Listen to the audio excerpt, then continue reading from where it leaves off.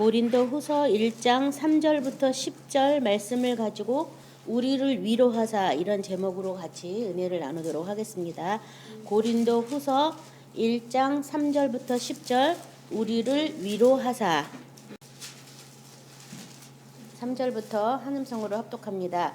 찬송하리로다. 그는 우리 주 예수 그리스도의 하나님이시요 자비 아버지시요 모든 위로의 하나님이시며 우리의 모든 환난 중에서 우리를 위로하사 우리로 하여금 하나님께 받은 위로로서 모든 환난 중에 있는 자들을 능히 위로하게 하시는 이시로다. 그리스도의 고난이 우리에게 넘친 것 같이 우리가 받는 위로도 그리스도로 말미암아 넘치는도다. 우리가 환난 당하는 것도 너희가 위로와 구원을 받게 하려는 것이요 우리가 위로를 받는 것도 너희가 위로를 받게 하려는 것이니 이 위로가 너희 속에 역사하여 우리가 받는 것 같은 고난을 너희도 견디게 하느니라. 너희를 위한 우리의 소망이 견고함은 너희가 고난에 참여한 자가 된 것 같이 위로에도 그러한 줄을 알미라. 형제들아, 우리가 아시아에서 당한 환난을 너희가 모르기를 원하지 아니하노니 힘에 겹도록 심한 고난을 당하여 살 소망까지 끊어지고 우리는 우리 자신이 사형 선고를 받은 줄 알았으니 이는 우리로 자기를 의지하지 말고 오직 죽은 자를 다시 살리시는 하나님만 의지하게 하심이라. 그가 이같이 큰 사망에서 우리를 건지셨고 또 건지실 것이며 이후에도 건지시기를 그에게 바라노라. 아멘. 지난주는 안 했었고 그 앞전주에 나와 함께 있어 라는 제목으로 같이 은혜를 나누셨는데요. 예수님이 있는 그곳에 우리가 함께 있기 위해서는 예수님과 똑같이 고난을 통과하고 환난을 지나서 또 예수님이 있는 그곳에 갈 수 있거든요. 그래서 그곳을 가기까지 우리가 여러 가지 예수님이 간 길을 똑같이 가려다 보니까 여러 가지 환난을 많이 당하고 고난에 또 동참해야 되는 일이 있어요. 그래서 오늘 제목을 이렇게 우리를 위로하사 이런 제목으로 같이 은혜를 나누기 원하는데요. 여기 3절에 보면 찬송하리로다. 뭐를 찬송해야 되느냐 하면 거기 세 가지가 나와 있죠. 그는 우리 주 예수 그리스도의 하나님이시다. 예수 그리스도의 하나님이심을 찬송하라. 그 다음에 자비의 아버지신 것을 찬송하라. 마지막 모든 위로의 하나님이신 것을 또한 찬송하라. 그래서 우리가 찬양을 많이 하긴 하는데 그 고난에 동참해서 하나님의 그 영원한 구원과 함께 영원한 영광에 들어가기까지는 선을 행하는 것이 고난받는 것이 하나님의 뜻이기 때문에 믿음을 생활을 하면 할수록 고난을 받게 돼 있어요. 제대로 하면. 그래서 그 길을 걸어갈 때 그 하나님을 찬양하면서 모든 위로의 하나님, 자비의 하나님, 예수 그리스도의 하나님을 찬양하면서 그 어떤 고난과 환난의 때를 우리가 지나가야 되기 때문에 지금 여기서 찬송하리로다 하면서 바로 말씀 시작했고요. 또 뭐를 찬송하냐면요. 예배소서 1장 3절에는 찬송하리로다 하나님 곧 우리 주 예수 그리스도 아버지께서 그리스도 안에서 하늘에 속한 모든 신령함을 우리에게 주시되 그래서 신령한 복을 주신 것에 대해서 또 우리가 하나님을 찬양해야 된다. 그 신령한 복은 뭐냐면 그 아들 안에서 사랑 안에서 우리를 흠없게 하려고 구원하신 것이 하늘에 속한 모든 신령한 복이잖아요. 그래서 그 신령한 복 주신 것을 대해서 우리가 또 찬양해야 된다고 또 말하고 있고요. 베드로전서 1장 3절 4절은 우리 주 예수 그리스도의 아버지 하나님을 찬송하리로다. 그의 많으신 긍휼대로 예수 그리스도를 죽은 자 가운데 부활하게 하심으로 말미암아 우리를 거듭나게 하사 산소망이 있게 하시며 썩지 않고 더럽지 않고 쇠하지 아니하는 유업을 있게 하시나니 곧 너희를 위하여 하늘에 간직하신 것이라. 또 우리를 거듭나게 해서 예수님 안에서 산소망이 있게 한 그것에 대해서 우리가 하나님을 어떻게 하냐면 찬송해야 된다라고 얘기하고 있어요. 그래서 이 찬양에 대한 것만 해도 뭐 시간은 많이 걸리겠지만 이제 이 정도로 넘어가고 이제 우리를 위로하시는 하나님에 대해서 우리 오늘 볼 거거든요. 로마서 15장 4절부터 6절 우리 같이 찾아서 합독하도록 하겠습니다. 로마서 15장 4절부터 6절입니다.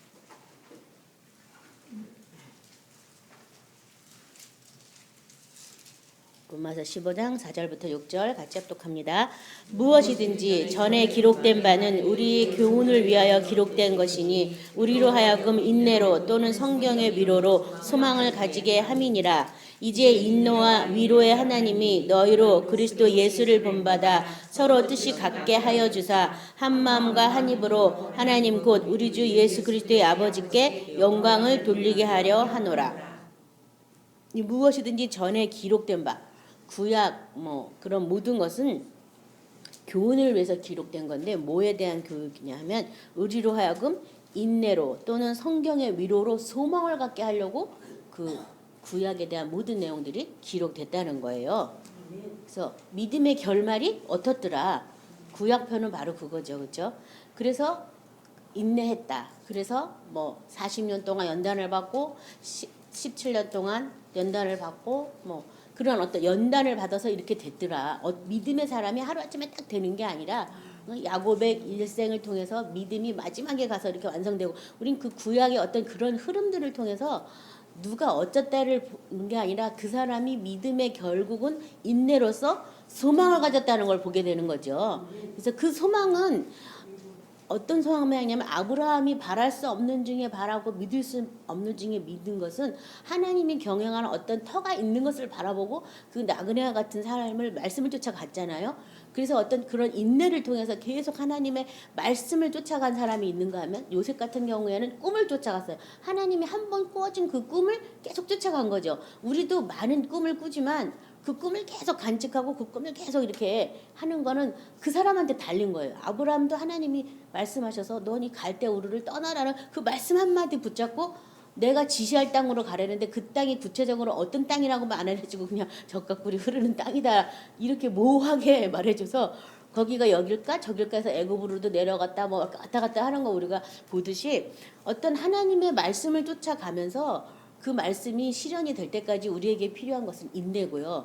그 말씀이 종국적으로 우리에게 가져다 주는 것은 하나님이 경영하시고 하나님이 우리 안에 거하시는 그 어떤 견고한 성 안에 우리가 보호받고 있는 그런 어떤 소망을 가지기 위해서 구약의 모든 내용들이 기록되어 있다라고 얘기하고 있죠. 근데 그렇게 해서 이제 인내와 위로의 하나님이 그리스도 예수를 본받아 서로 뜻이 같게 하여 주사 인내와 위로의 하나님이라고 하나님을 얘기까지 하면서 예수 안에서 우리가 한 뜻이 되고 한 마음이 되고 한 입이 돼서 하나님께 영광을 돌리게 하려고 우리에게 어떤 인내의 과정을 요구하시는 거죠.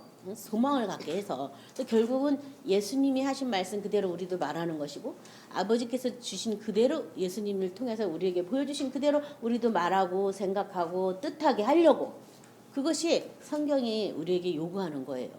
그래서 그걸 내가 얼른 복종하고 얼른 주의 말씀에 내가 복종하면은 얼른 한 입이 되고 한 마음이 되고 한 뜻이 되면 편안한데 그게 그렇게 너무 힘들잖아요. 그렇죠? 한 뜻이 되려면 딴 뜻이 막 들어가지고 난리를 치고 한 마음이 되려고 그래도 또 마음에서 또 여러 가지 이유로 하나님의 말씀과 반대되는 것들로 우리 마음을 어질러엎을 때가 많이 있잖아요. 근데 그 모든 것에 이유는 뭐냐? 소망을 갖게 해주시려고 그러신 것이다. 그래서 그런 것에 대해서 우리가 인내가 필요하다. 지금 인내와 위로의 하나님이라고까지 얘기했잖아요. 왜냐하면 하나님의 절대 주권적인 뜻과 계획과 섭리를 우리가 모르잖아요. 항상 기뻐하랬는데 왜 기뻐해야 되는지 우리는 모르고 기뻐해야 되기 때문에 인내가 필요한 거예요. 때로는 기쁘지 않은데 기뻐해야 되니까 어때요? 하나님의 위로가 필요한 거예요. 근데 그렇게 하다 보면 기뻐하다 보면 기쁨의 조건들이 우리에게 달려오게 돼 있거든요. 감사하면 감사의 조건들이 달려오게 돼 있어요. 근데 우리는 그걸 모르잖아요. 근데 경험해서 조금씩 알아가는 거죠. 그렇죠? 아, 그때도 이게 굉장히 감사하지 못할 일인데 내가 하나님이 감사해서 감사하다 보니까 그것 때문에 내가 위로도 받고 감사하다 보니까 모든 환경들이 감사로 바뀌어진 이런 경험들을 하게 돼서 결국은 이런 걸로 우리가 소망을 갖게 되고 위로를 갖게 된다. 뭐냐면 한 마음과 한 입과 한 뜻이 되는 것이 예수님 안에서 하나님이 우리를 부르신 목적이라는 거니까 예수님과 똑같이 말하고 똑같이 생각하고 똑같은 입이 돼야 되는 거죠. 그래서 그 말씀대로만 이렇게 살아가게 하려고 그래서 하나님은 그게 어려운지 아시기 때문에 위로해 주시고 또 은혜를 베풀어 주시기 위해서 자비로 베풀어 주시는 그런 하나님이시다. 그리고 하나님도 인내하신다는 거죠. 지금 인내와 위로의 하나님이라고 그랬잖아요. 왜냐면 우리가 하나님의 그 큰 뜻을 모르고, 말하자면 개미가 사람 뜻을 알겠어요? 개미가 사람 뜻을 모르잖아요. 그렇죠? 개미는 자기 코앞만 보지 저 멀리에 물구덩이가 있는지 모르잖아요. 그러면 사람이 거기 가지 마. 너 거기 가면 빠지면 넌 죽어. 막 계속 말해도 개미는 못 알아듣잖아요. 그래도 계속 말해야 되잖아요. 그리고 못 가게 또 막아도 보고 막 개미가 죽을까 봐. 그것처럼 하나님도 우리에 대해서 뭐냐면 위로 일절 오래 참으시는 인내가 있으시다는 거예요. 그래서 나만 참는 게 아니라 하나님 아버지도 나에 대해서 참으시는 거예요. 내가 세상에 대해서 참은 건 별것도 아니에요. 그거는 별것도 아니고 하나님이 우리에 대해서 더 오래 참으신다는 그것을 기억하시기 바랍니다. 내가 하나님 말씀에 돌이킬 때까지 하나님의 뜻으로 하나님의 주시는 그 마음으로 그 말씀으로 내 입이 하나 될 때까지 하나님이 오래오래 기다려 주신다. 그것을 믿으시기 바라고요. 또 그때 내가 힘이 부족하다면 하나님이 또 와가지고 위로해 주시는 거예요. 괜찮아. 조금만 더 힘을 내. 말씀대로 너가 더 행동을 결단을 내려봐 이러면서. 그래서 진짜 이 말씀이 있으니까 내가 아무것도 못하겠습니다. 이 말씀대로 살겠습니다. 이거 사나 죽으나 그건 다 하나님의 뜻입니다. 난 말씀대로 할 겁니다. 이런 고백들이 이제 우리 삶 가운데 나오게 돼 있죠. 그래서 4절에 보면 우리의 모든 환난 중에서 우리를 위로하사 우리로 하여금 하나님께 받는 위로로서 모든 환난 중에 있는 자를 능히 위로케 하시는 이시로다. 하나님께서는 모든 환난 중에서 우리를 위로한다. 난 이 모든이란 말이 얼마나 감사한지 몰라요. 그냥 한두 가지가 아니라 모든 환난에서 우리를 어떻게 해요? 위로하신다. 위로해 주신대요. 위로 받기를 내가 기도한다면, 근데 내가 하나님의 뜻에 돌이키려고 할 때 위로해 주시는 거지, 하나님 뜻하고 아무 상관없이 헤매고 있으면 어떻게 뭘로 위로해 주시겠어? 하나님이 말씀이신데요. 그렇죠? 내가 말씀으로 하려고 막 발버둥 치면 하나님이 그 어떤 환난에서도 모든 환난에서 나를 어떻게 한다고요? 위로해 주신다고. 얼마나 감사해요. 우리를 위로하신다고. 자, 이사야 51장 12절부터 16절 우리 찾아서 같이 합독해 보도록 하겠습니다. 이사야 51장 12절부터 16절입니다. 합독합니다. 이르시되 너희를 위로하는 자는 나 곧 나이니라. 너는 어떠한 자이기에 죽을 사람을 두려워하며 풀같이 될 사람의 아들을 두려워하느냐. 하늘을 펴고 땅에 기초를 정하고 너를 지은 자 야훼를 어찌하여 잊어버렸느냐. 너를 멸하려고 준비하는 저 학대자의 분노를 어찌하여 항상 종일 두려워하느냐. 학대자의 분노가 어디 있느냐. 결박된 포로가 속히 놓일 것이니 죽지도 아니할 것이요 구덩이로 내려가지도 아니할 것이며 그의 양식이 부족하지도 아니하리라. 나는 내 하나님 여호와라. 바다를 휘저어서 그 물결을 뒤흔들게 하는 자이니 그의 이름은 만군의 여호와니라. 내가 내 말을 내 입에 두고 내 손 그늘로 너를 덮었나니 이는 내가 하늘을 펴며 땅의 기초를 정하여 시온에게 이르기를 너는 내 백성이라 말하기 위함이니라. 자, 여기 보면은 모든 환난으로 우리를 위로한다라고 되어 있는데요. 여기서 우리를 위로하는 자가 누구라고 되어 있어요? 이사야 51장 12절에 바로 나다. 너희를 위로하는 자는 나고 나이니, 하나님이 우리를 친히 위로하신다는 거죠. 그렇죠? 근데 위로를 하는데 지금 여기 보니까 뭐 학대자의 분노 뭐 여러 가지 막 나왔어요. 그렇죠? 결박된 포로 막 이런 거 여러 가지 나왔는데 또 뭐 바다 물결을 뒤흔들게 하는 하나님이시다라고 하면서 마지막에 뭐라고 되어 있냐면은 16절에 내가 내 말을 내 입에 두고 내 손 그늘로 너를 덮었다. 어떻게 위로하냐 하면 내가 내 말을 너의 입에 뒀다. 어떻게 위로받아요? 하나님의 말씀이 내 입에 있게 될 때 내가 위로를 받는 거예요. 말씀 없이 위로를 받으려고 하니까 위로를 못 받는 거예요.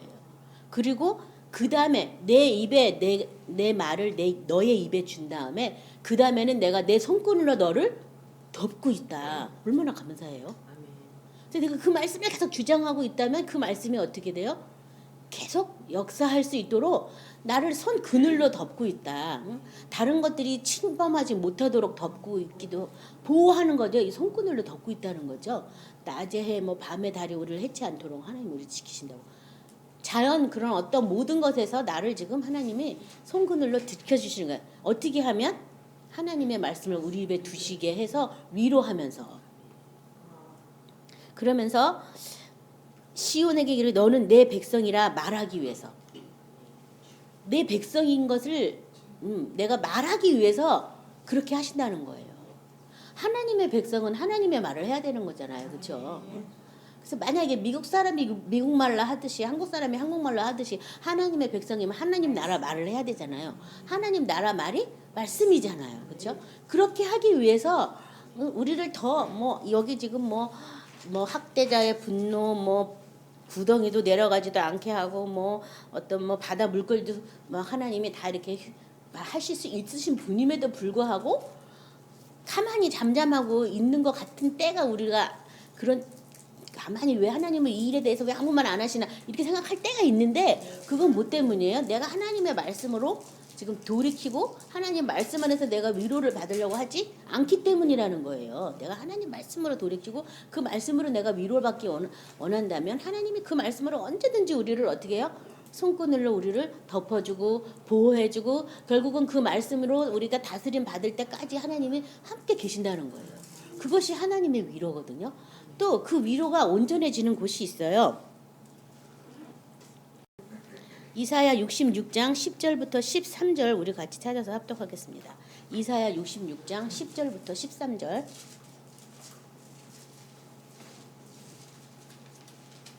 같이 합독합니다.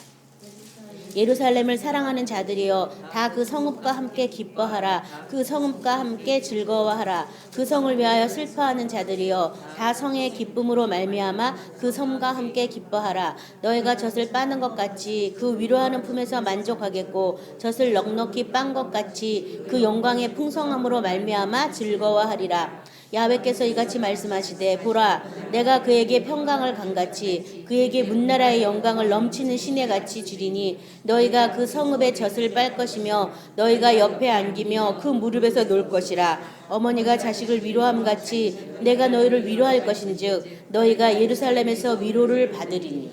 자 여기서 우리가 위로를 받는 장소가 지금 어디더라 그래요? 예루살렘이다. 예루살렘에서 우리가 위로를 받는다.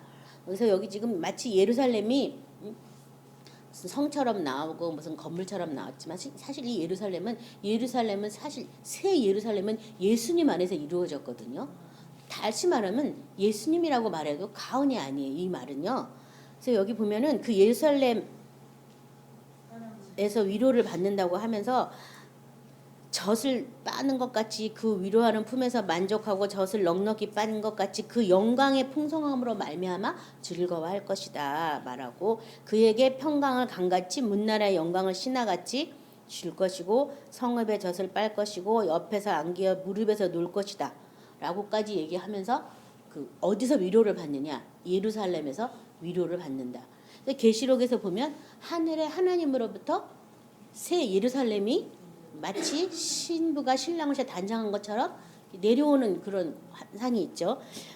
우리 갈라디아서 4장 26절도 보면 오직 위에 있는 예루살렘은 자유자니 곧 우리의 어머니다 뭐 이런 구절도 있어서 이스마엘과 하갈의 비유로서 어떤 구약과 신약을 비유하면서 우리도 이삭과 같이 현대 이삭과 같은 자녀인데 약속을 따른 난자들인데 위에 있는 예루살렘이라고 지금 얘기하면서 위에 있는 예루살렘은 자유자니 곧 우리의 어머니다. 이 위에 있는 예루살렘이 누구를 얘기하냐면 성령으로 이것을 보이시거든요. 그래서 이 갈라디아서 후반절에는 성령으로 난 사람은 다 이러하니라 이런 구절이 있어요. 그래서 이 위에 있는 예루살렘을 우리에게 입히고 가르쳐 주실 분이 바로 성령 하나님이세요. 그래서 그분은 자유자다라고 또 이렇게 표현했는데 계시록 21장 9절부터 11절에 제가 읽겠습니다. 일곱 대접을 가지고 마지막 일곱 재앙을 담은 일곱 천사 중 하나가 나와서 내게 말하여 이르되 이리 오라 내가 신부 곧 어린 양의 아내를 내게 보이리라 하고 성령으로 나를 데리고 크고 높은 산으로 올라가 하나님께로부터 하늘에서 내려오는 거룩한 성 예루살렘을 보이니 하나님의 영광이 있어 그 성의 빛이 지극히 귀한 보석 같고 벽옥과 수정같이 맑더라. 누가 보여주는 거예요? 성령이 보여주신다고. 그래서 내가 하나님의 성으로 새 예루살렘 성으로 내가 깨끗이 단장되는 것을 성령이 보여주신다.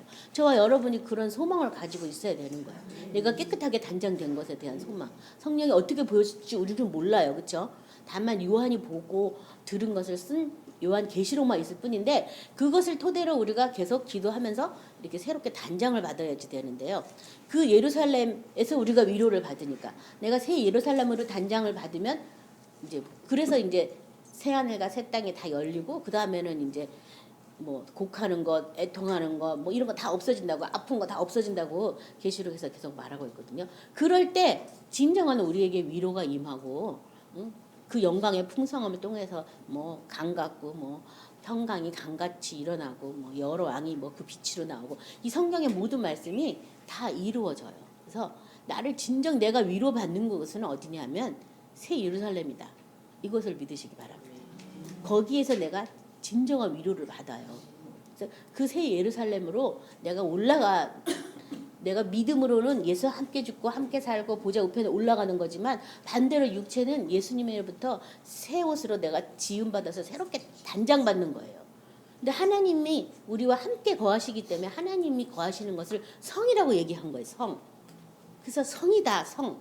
그래서 새 예루살렘은 성이다라고 예수님이 지금 나하고 같이 계신 그것이 있기 때문에 새 예루살렘이 성이다라고 얘기하는 거예요. 이 성이라는 얘기는 보호 안에 있잖아요. 성 안에 있는 사람은 다 보호를 받잖아요. 그렇죠? 왕이 다스리고 통치하는 곳이 바로 성이라고 얘기하거든요. 그러니까 누가 나를 통치하고 다스리느냐? 응? 말은 그래요. 말은 우리가 말은 예수님 대답을 잘해요. 근데 내가 환난이나 위기 순간에 엎어지는 그곳이 나를 다스리는 곳이에요. 내가 하나님 말씀으로 딱 엎어지면 예수님이 나를 다스리는 곳이고 내가 세상 방법으로 딱 엎어지면 아직 조금 더 분발하셔야지 돼요. 그러니까 어려운 일을 당해보면 알아요. 그 사람의 번지수를. 그래서 그렇게 말씀으로 위로를 받고 말씀에서 새 예루살렘으로 단장받는 저와 여러분이 되시기 바랍니다. 자, 5절에 그리스도의 고난이 우리에게 넘친 것 같이 우리가 받은 위로도 그리스도로 말미암아 넘치는도다. 자, 그리스도의 고난이 우리에게 어떻게 한다고요? 넘친다. 넘친다. 고난이 조금이 아니고 어떻게 해요? 넘친다고. 왜냐하면 예수와 함께 죽어야지만 예수와 함께 다시 살아서 새 예루살렘 성으로 덧입을 수가 있기 때문에 이 고난이 넘친다라고 지금 표현을 했지만 사실 우리가 감당하지 할 만한 거 외에는 하나님이 주시진 않죠. 그렇죠? 각 개인에게 감당할 수 있을 만큼만 그 고난을 통과하게 하시는 줄 믿으시기 바랍니다. 고린도후서 4장 10절 11절에는 우리가 항상 예수의 죽음을 몸에 짊어짐은 예수의 생명이 또한 우리 몸에 나타내게 하려 함이라. 우리 살아있는 자가 항상 예수를 위하여 죽음에 넘겨짐은 예수의 생명이 또한 우리 죽을 육체에 나타나게 하려 함이라. 여기 보면 살아있는 자가 항상 예수를 위하여 죽음에 넘겨진다. 내 생명을 항상 어떻게 하는 거예요? 예수의 생명이 나타나기 위해서 부인하는 것. 그래야지만 예수의 생명이 우리에게 나타난다라고 말하고요. 빌립보서 3장 10절 12절은 지난주에도 했으니까 제가 읽기만 할게요. 내가 그리스도와 그 부활의 권능과 그 고난의 참여함을 알고자 하여 그 죽으심을 본바였다. 어떻게 해서든지 죽은 자 가운데 부활에 이르려 하느니 내가 이미 얻었다 함도 아니요 온전히 이루었다 함도 아니라 오직 내가 그리스도 예수께 잡힌 바 된 그것을 잡으려고 달려가노라. 골로새서 1장 24, 25절은요. 나는 이제 너희를 위하여 받는 괴로움을 기뻐하고 그리스도의 남은 고난을 그의 몸된 교회를 위하여 내 육체에 채우노라. 내가 교회의 일꾼 된 것은 하나님이 너희를 위하여 내게 주신 직분을 따라 하나님의 말씀을 이루려 함이니라. 그래서 하나님이 주의 종들에게 복음을 전파하게 하는데 복음을 전하면서 왜 그렇게 힘들어요? 쉽게 하면 안 돼요? 쉽게 할 수도 있잖아요. 그렇죠? 근데 그 큰 종은 하나님이 큰 환난을 통과하시고 조그만 종은 조그만 환난을 통과하게 하셔서 하나님의 능력이 생명이 나타나게끔 이렇게 역사하시는 것을 볼 때 사실 우리가 예수님의 생명이 그냥 나타나라고 났으면 좋겠지만 그냥 나타나지는 않고 고난을 통과하고 환난 때 이런 어떤 하나님의 말씀의 자에 저울짐을 받고 해서 그것을 넉넉히 이긴 다음에야 예수의 생명이 우리가 나타난다는 것을 우리가 성경 말씀을 통해서도 알 수 있어요. 그 다음 절에 우리가 환난 당하는 것도 너희가 위로와 구원을 받게 하려는 것이요 우리가 위로를 받는 것도 너희가 위로를 받게 하려는 것이니 이 위로가 너희 속에 역사하여 우리가 받은 것 같은 고난을 너희도 견디게 하느니라. 그래서 바울이 당한 그 환난을 통해서 그리고 그 환난을 통해서 위로와 구원을 우리를 주려고 한 것이다. 그래서 바울이 복음을 전하면서 여러 가지 환난을 당하지요. 뭐 40에서 한 대 감한매를 5번이나 맞고 뭐 파선에서 풍랑에 죽을 뻔한 게 몇 번이고 막 이렇게 성경에 쭉 써 있잖아요. 복음을 전하러 가는데도 그런 삶의 생명을 막 나 이제 죽었구나를 복장하면서 복음을 전했던 그런 것을 통해서 그러고도 다시 살아나고 어떤 때는 죽었구나 하고 성밖에 갖다 버렸는데 다시 살아나고 막 이런 우리 바울 서신을 보면서 그런 구절 많이 봤잖아요. 뱀한테 멜리데 하면서는 뭐 뱀한테 물렸는데도 끄떡도 안 하고 막 우리 이런 거 많이 봤잖아요. 그렇죠? 그래서 그런 걸 통해서 우리한테 위로를 주고 내가 받은 환난이 너에게 위로를 주고 너의 구원을 안전시키려고 그렇게 한 것이다라고 이렇게 써 있으면서 그래서 그 위로가 너희 속에 역사하여 우리가 받은 것 같은 고난을 너희도 견디게 하느니라. 그래서 먼저 간 사람들이 먼저 모범을 보이고 예수님이 먼저 모범을 보여서 십자가의 길을 묵묵히 간 것처럼 또 후발주자인 뒤에 제자들도 또 그 길을 묵묵히 가면서 우리에게 어떤 그 본을 남기고 발자취를 남겼죠. 그래서 그들이 받은 위로로 우리도 또 위로를 받게 돼 있어요. 그래서 뭐 다른 사람의 예를 구하고 나 같은 이런 위중한 상황에 걸렸는데 누구 멀쩡한 사람 없나 찾아보지 말고 성경에서 그 답을 찾으시기 바랍니다. 이미 성경에 다 써 있거든요. 그런 내용들이요. 그래서 그 안에서 답을 찾으시고요. 디모데후서 2장 10절 12절은요. 그러므로 내가 택함 받은 자를 위하여 모든 것을 참음은 그들도 그리스도 예수 안에 있는 구원을 영원한 영광과 함께 받게 하려 함이라. 미쁘다 이 말이여. 우리가 주와 함께 죽었으면 또한 함께 살 것이요 참으면 또한 함께 왕노를 탈 것이요 우리가 주를 부인하면 주도 우리를 부인할 것이라. 아무튼 주님과 함께 죽고 함께 살고 주님과 함께 참으면 왕노릇 한다. 여기 보면 참으면 또한 함께 왕노릇 할 것이다. 그래서 세상은 계속 우리를 살려놓으려고 발버둥 치는 거예요. 세상은 우리를 살려놓으려고. 바울이 내가 세상에 대해서 죽었고 세상도 나에게 대해서 죽었다. 나만 죽어갖고는 안 된다는 거죠. 세상이 또 나한테 와가지고 또 나를 살려놓고 하기 때문에 세상에 대해서도 나도 죽어야 돼서요. 세상에서 어떤 반응이 온다 해도 내가 어떻게 해요? 참아야 된다는 거예요. 참으면. 그래서 참으면 함께 왕노릇 할 것이다 라고 말씀하고 있습니다. 에베소서 3장 12, 13절은요. 우리가 그 안에서 그를 믿음으로 말미암아 담대함과 확신을 가지고 하나님께 나아감을 얻느니라. 그러므로 너희에게 구하노니 너희를 위한 나의 여러 환난에 대하여 낙심하지 말라. 이는 너희의 영광이니라. 그러니까 자기가 환난 받는 거에 대해서 니나 낙심하지 마라. 오히려 영광이다. 아유 저 주의 종 왜 저래? 열심히 믿는 것 같은데 왜 이래? 이렇게 하지 말라는 거예요. 그분이 환난을 통해서 넉넉히 이기는 그것이 우리에게는 뭐예요? 영광이 되는. 우리가 눈으로 봤을 때 영광이 된다고. 그래서 아직 결말을 우리가 끝까지 보지는 않았어요. 그러니까 어떤 일에 대해서 섣불리 판단하거나 결말을 져서 정죄하거나 비판할 거는 우리에게는 없죠. 그렇죠? 그렇지만 뭐 의견이나 토를 달 수는 있지만 뭐 그것도 사실은 되도록이면 안 하는 게 좋겠어요. 근데 뭔가 하나님의 선하고 온전하시고 기쁘던 뜻이 뭔가 분별하라고 했으니 우리가 분별은 하지만 아직 그 일의 결과가 끝까지 간 건 아니기 때문에 우리가 섣부로 판단해서 아유 그 사람 다시는 뭐 보지 말아야겠어라든가 뭐 이런 극단적인 그런 건 하지 마셔야 되겠습니다. 그래서 아무튼 이렇게 나의 환난이 또 바울의 환난이 우리에게 영광이 된 것처럼 나의 환난이 다른 사람에게 영광이 될 수 있다는 거예요. 내가 그 환난을 잘 통과해서 이긴 그 이김이 다른 사람도 또 그렇게 하기 때문에 영광이 될 수 있다는 거예요. 그러니까 나만 내 신앙생활을 잘 하면 된다고 생각하지 말고 나의 발자취를 쫓아오는 후발주자가 있어요. 가장 제일 먼저 우리 집 식구들이에요. 나보다 믿음이 약한 우리 집 식구일 수 있어요. 그 사람이 나의 삶을 잘 관찰하고 보고 있거든요. 그들이 잘 따라올 수, 내가 받는 이 환난이 그들에게 영광이 될 수 있도록 내가 영광이 나타날 때까지 어떻게 되냐면 인내해야 돼요.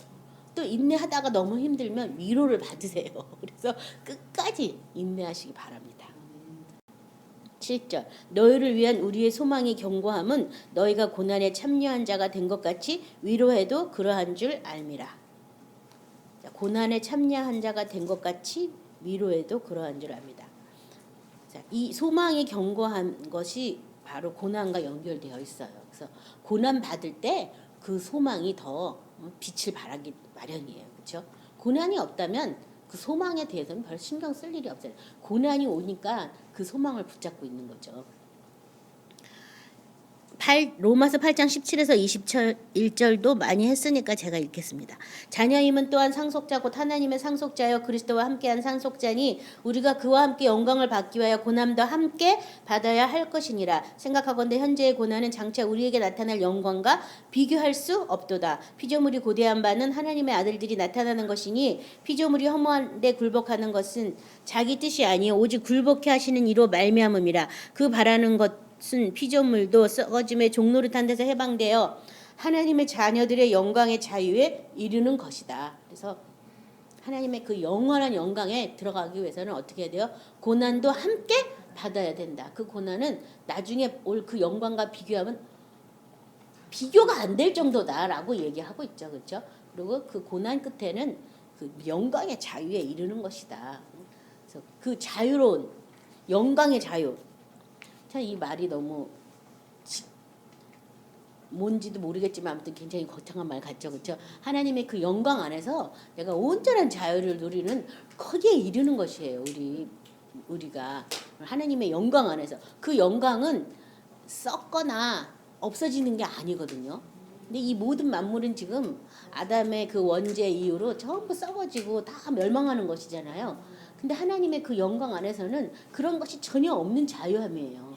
우리는 지금 여기서도 죽을 거를 바라보고 죽을까 하노라 하고 심히 죽게 되었다 그러고 무슨 일만 생기면 계속 죽을까 이렇게 하고 있잖아요. 그 썩어짐을 내가 어떻게 회피할 수가 없으니까. 그렇죠? 근데 그것이 아닌 그 영광의 자유에 이르는 그것에 우리를 들어가게 하려고 예수와 함께 고난도 당하게 한다는 사실에 대해서 우리가 오히려 기뻐해야 된다. 그래서 이 고난을 당할 때 온전히 기쁘게 여기라고 아무나 거기 동참하는 게 아니라는 거예요. 하나님이 택한 자, 하나님이 마다들의 형상을 본받게 하는 자마다 챙짓질하고 징계하기 때문에 그 고난에 들어가는 것이지 뭐 하나님을 사랑하지도 않고 그 생명을 받으려고도 하지 않는 사람은 건드리지도 않아요. 마귀도 그런 사람은 냅둬요. 그냥 영원히 잠자라 그러고 지옥불 가라 그러고 마귀도 안 건드리거든요. 그러니까 뭔가 내가 뭐가 조금만 마음을 잘못 먹어도 무슨 일이 생기고 막 하면 감사하시기 바랍니다. 결국 그게 나쁜 일이 아니에요. 8절 형제들아 우리가 아시아에서 당한 환난을 너희가 모르기를 원하지 아니하노니 힘에 겹도록 심한 고난을 당하여 살 소망까지 끊어지고 해서 이 아시아에 당한 환난에 대해서 사도행전 19장 23, 24절은요. 그때쯤 되어 이도로 말미암아 적지 않은 소동이 있었으니 즉 데메드리오라 하는 어떤 은장색이 은으로 아데미의 신상 모양을 만들어 직공들에게 적지 않은 벌이를 하게 하더니 이 하나님이 진짜 참신이다라고 얘기하다 보니까 이 생계를 이어갈 일들이 막 없게 돼가지고 이 바울을 고소해서 바울을 이제 막 재판에 넘기고 바울을 막 이렇게 죽이려고 하는 그런 일들을 막 당하게 돼서 이 그 환난에 따라서 자기는 살 소망까지 다 끊어졌다. 복음을 전하는데 오히려 막 생명의 위협을 막 자꾸 느낄 정도로 살 소망이 다 끊어졌다고 얘기하고 있어요. 고린도전서 15장 31, 32절은요. 형제들아 내가 그리스도 예수 우리 주 안에서 가진 바 너희에게 대한 나의 자랑을 두고 단언하노니 나는 날마다 죽노라. 너희에 대한 나의 자랑이다. 나의 자랑 뭐라고 말했냐면 나는 날마다 죽는 게 나의 자랑이라고 얘기하고 있어요. 이게 바울의 자랑만 돼서는 안 되고 저와 여러분의 자랑도 돼야 되겠어요. 내가 단언한다. 단언하는데 뭐냐면 나는 날마다 죽는다. 이걸 내가 너한테 자랑한다라고 지금 얘기하고 있는 거예요. 왜냐면 어제 죽었어. 근데 오늘 다시 살 수도 있거든요. 그러니까 날마다 죽는다. 날마다 죽는다. 이걸 나는 자랑한다라고 얘기하면서 32절에 내가 사람의 방법으로 예배소에서 맹수와 더불어 싸웠다면 내게 무슨 유익이 있으리요. 죽는 자가 다시 살아나지 못한다면 내일 죽을 터이니 먹고 마시자 하리라. 내가 날마다 죽는 것. 내가 날마다 죽으면 예수님의 생명이 또 날마다 어떻게 해요? 나타나는 거예요. 그렇죠? 그래서 자기는 자랑하는 게 내가 날마다 죽는 걸 자랑한다라고 얘기하고 있어요. 그래서 이게 저와 여러분의 자랑이 돼야 되겠어요. 그렇죠? 9절 우리는 우리 자신이 사형 선고를 받은 줄 알았으니 이는 우리로 자시기를 의지하지 말고 오직 죽은 자를 다시 살리시는 하나님만 의지하게 하심이라. 왜 이렇게 복음을 전하면서 환난을 겪어야 되고 막 어려운 일을 겪어야 되는 이유가 뭐냐? 그 이유를 아는 거예요. 우리는 자기 자신이 사형 선고를 받은 줄 알았다. 나는 정말 난 죽어야 되는구나. 이거를 날마다 경험을 했는데 그 이유는 자기 자신을 의지하지 말고 오직 죽은 자를 다시 살리시는 하나님만 의지하게 하려고 그런 일을 겪었다는 거예요. 복음을 전하는 사람도 그런 일을 겪었는데 하물며 복음을 믿는 우리도 어떻게 해요? 그런 일을 겪는 건 당연하죠. 당연한 일이에요. 왜 나만 가지고 그러냐고 이 얘기 할 필요가 없는 거예요. 나한테 그렇게 해주시는 게 감사한 거예요. 뭔가 나를 하나님의 자녀로 삼으시고 구원뿐 아니라 그 영원한 영광까지 주시려고 나를 특별히 지금 대우하고 계시는 중인데 나만 오래 참는 게 아니라 하나님이 나에 대해서도 오래 참고 계시다는 그 사실이에요. 그래서 저도 뭔가 은혜를 깨달을 때마다 하나님 이 죄를 어떻게 그렇게 오래 참으셨어요? 말도 안 된 소리로 막 기도하고 막 말도 안 된 소리를 하나님 살아계신데 왜 이래야 돼요? 막 이러면서 억측스러운 소리를 막 해도 아무 소리 안 하시고 노코멘트 하시면서 내가 그 말씀 안에서 한 마음과 한 입이 될 때까지 기다려주신 그 하나님, 그 하나님이 너무 감사하잖아요. 그래서 여기 지금 다시 죽었다가 다시 살리시는 하나님께만 나의 그 의지를 두게 하려고 이렇게 훈련하고 연단한다는 거예요. 어디에요? 죽었다가 다시 살리시는 하나님만 의지하라고. 여기 잘 생각하세요. 죽은 자를 다시 살리시는 하나님. 오직 죽은 자를 다시 살리시는 하나님. 안 죽으면 다시 살아나는 걸 모르죠. 그렇죠? 그 하나님의 능력도 알 수 없죠. 죽은 자를 다시 살리시는 하나님. 고린도후서 4장 14절부터 18절 같이 합독하겠습니다. 고린도후서 4장 14절부터 18절입니다.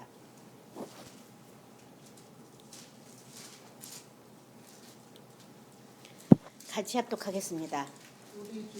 주 예수를 다시 살리시니가 예수와 함께 우리도 다시 살리사 너희와 함께 그 앞에 서게 하실 줄을 아노라. 이는 모든 것이 너희를 위함이니 많은 사람의 감사로 말미암아 은혜가 더하여 넘쳐서 하나님께 영광을 돌리게 하려 함이라. 그러므로 우리가 낙심하지 아니하노니 우리의 겉사람은 낡어지나 우리의 속사람은 날로 새로워지도다. 우리가 잠시 받은 환난에 경한 것이 지극히 크고 영원한 영광에 중한 것을 우리에게 이르게 함이니 우리가 주목하는 것은 보이는 것이 아니요 보이지 않는 것이니 보이는 것은 잠깐이요 보이지 않는 것은 영원함이라. 그래서 이 겉사람은 후패하지만 속사람은 날로 새로워지고 우리가 받는 그 환난은 경한 것이다. 지금 경한 것이다. 그 영광을 생각하면 이건 아주 경한 것이고 또 우리는 이 보이는 걸 보지 않고 보이지 않는 그것에 우리는 소망을 두고 표대를 맞추라는 거예요. 시편 2편 12절은요. 그의 아들에게 입맞추라. 그렇지 아니하면 진노하심으로 너희가 길에서 망하리니 그의 진노가 급하심이라. 야훼께 피하는 모든 사람은 다 복이 있도다. 그래서 그의 아들에게 입맞추라. 전에 언제 한번 어려움에서 같이 은혜 나눈 적이 있는데요. 그의 아들에게 입맞추라. 입을 맞추라. 뭐 하라는 거예요? 그 말씀에 한 입이 되라. 입맞추라는 게 그런 뜻이에요. 뭐 이렇게 끊어안고 포옹하고 그런 게 아니고 그 말씀에 내가 한 입이 되라는 거야. 한 말씀으로 입을 맞추라는 거예요. 서로 같은 말 하는 게 입을 맞추는 거거든요. 그 입을 맞추라. 그렇지 않으면 길에서 어떻게 돼요? 너가 망하게 된다고. 그래서 어떻게든지 그 말씀에 나의 입을 맞추게 하려고 하나님은 모든 자비와 위로로서 우리가 어떤 환난을 당할 때 그 말씀 안에서 돌이키게 하시고 그 말씀으로 내 입술에 둬서 나를 보호하시고 손구는 안에서 나를 지키시면서 하나님의 백성이기 때문에 그렇게 하신다라고 우리 아까 이사야를 통해서 봤잖아요. 그래서 결국은 내가 하나님 말씀 안에 돌이키지 않으면 그게 바로 환난이에요. 딴 게 환난이 아니라. 세상 방법과 세상 생각대로 살려고 하고 사람의 뜻을 쫓아 살려고 하는 그게 환난이에요. 환난을 누가 준 게 아니에요. 내가 어둠 속에 들어간 게 환난이에요. 뭐 말이 환난한 나는 어렵지만 내가 빛보다 어둠을 더 사랑해서 내가 어둠에 앉아 있는 그것이 환난이에요. 그래서 거기서부터 돌이키는 것은 하나님의 말씀에서 위로를 받고 말씀을 통해서 아까 인내하는 것이다라고. 그 사람들이 어떤 구약의 결말을 통해서 말씀을 지킨 사람들이 이런 인내를 통해서 결국은 이렇게 이겼구나. 나도 이 말씀 안에서 끝까지 견디리라. 소망을 가지리라. 그렇게 하셔야 되는 거예요. 마지막 10절에 그가 이같이 큰 사망에서 우리를 건지셨고 또 건지실 것이며 이후에도 건지시기를 그에게 바라노라.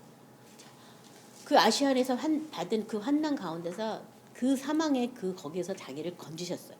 또 우리를 건지셨다. 또 건지실 것이다. 지금 건졌지만 또 앞으로도 환난 당할 때마다 나를 건지실 것이다. 또 그렇게 건지시기를 그에게 바란다. 모든 환난에서 우리를 위로하신댔잖아요. 계속 우리를 어떻게 모든 환난에서 건져주시고 또 건져주시고 또 건져주실 건데 그 환난의 끝이 뭐예요? 사망이잖아요. 이 육체 안에서 이 영혼을 벗어나는 그것이 사람들한테는 가장 큰 환난이죠. 그 사망 가운데서도 하나님이 건져주신 것처럼 또 건져주실 것이고 앞으로도 건져주실 것이다 라는 그런 소망을 가지고 생명에 대해서 담대하시기 바랍니다. 로마서 15장 31, 32절에요. 나로 유대에서 순종하지 아니하는 자들로부터 건짐을 받게 하고 또 예루살렘에 대하여 내가 섬기는 일을 성도들이 받을 만하게 하고 나로 하나님의 뜻을 따라 기쁨으로 너희에게 나아가 너희와 함께 편히 쉬게 하라. 여기 보면 나로 유대에서 순종치 아니하는 자들로부터 건짐을 받게 하고, 왜냐하면요 순종하지 않는 사람들이 순종하는 사람 발목을 붙잡는다니까요. 교회 안에서도 마찬가지야. 야 너만 믿냐? 너 유별나다. 응? 요새는 안 그래. 그냥 이렇게만 하면 돼. 우리랑 똑같이 해. 막 이러면서 말씀대로 순종하려고 그러면 외부 사람이 우리를 방해하는 게 아니에요.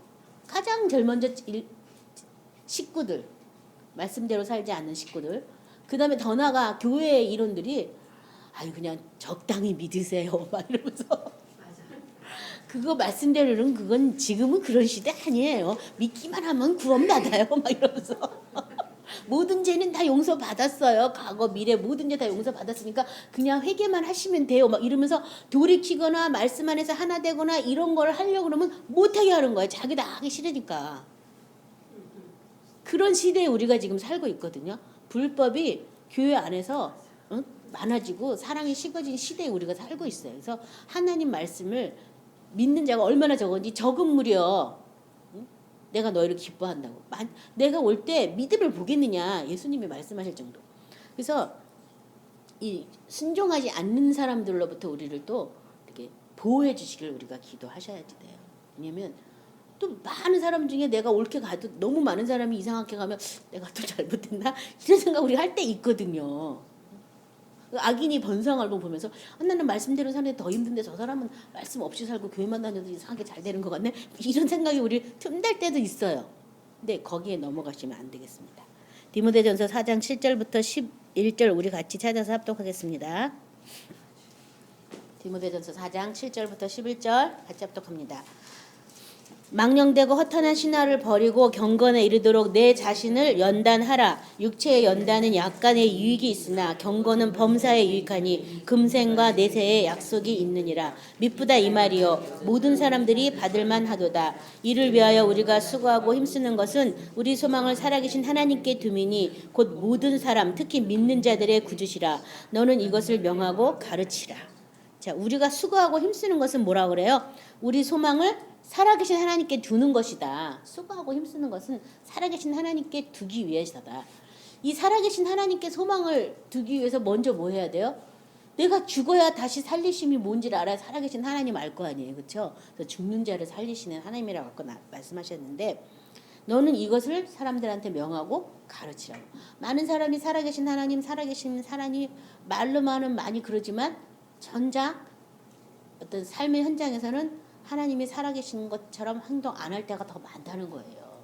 왜 그러냐면 한 마음과 한 뜻이 한 입술이 아직 안 돼가지고 되는 중에 과정 중에 있거나 아직 안 돼가지고 하나님이 살아계신다고 하지만 하나님께 의탁하는 게 아니라 다른 방법을 찾는 경우가 많이 있죠. 그래서 하나님께 우리가 소망을 두고 살아계신 하나님 앞에 나가셔야 될 줄 믿습니다. 그래서 우리가 예수와 함께 있게 하기 위해서는 우리는 예수님과 함께 죽고 함께 사는 여러 가지 삶을 이제 통과해야 될 부분들이 남아 있어요. 그래서 때로는 예수와 같이 못 박아 죽는 고난을 당할 때도 있고, 때로는 우리의 믿음을 사탄이 와가지고 송두리째 뺏어가 가려고 하는 크고 작은 환난을 당할 때도 있어요. 하지만 그 모든 곳에서 하나님은 우리를 어떻게 하냐고요? 모든 환난에서 위로하신다. 위로하신다는 것을 믿으시기 바랍니다. 아, 네. 그리고 그 위로는 하나님의 말씀을 내 입에 두고 하나님의 손그늘이 나를 덮은 그것이 바로 하나님의 위로고, 그 위로는 어디서 받는다고요? 새 예루살렘 성에서 그 위로를 받게 된다. 그래서 우리가 어디다 소망을 둬야 되느냐? 살아계신 하나님께 소망을 두고 사시기 바랍니다. 자, 오늘 말씀을 생각하면서 기도하실 때 내 소망의 번지수를 잘 찾으시기 바랍니다. 더 나아가서 내가 하나님과 한 입이 되고 한 마음이 되고 예수님의 그 입맞춤에 내가 입을 맞춰야 되는데 그러지 못한 부분이 있다면 빨리 회개하고 돌이키시기 바랍니다. 그래서 하나님의 뜻 안에서 하나님의 백성으로 하나님의 보호하심에서 사는 저와 여러분이 되시기 바랍니다. 오늘 말씀을 생각하면서 다 같이 기도하겠습니다.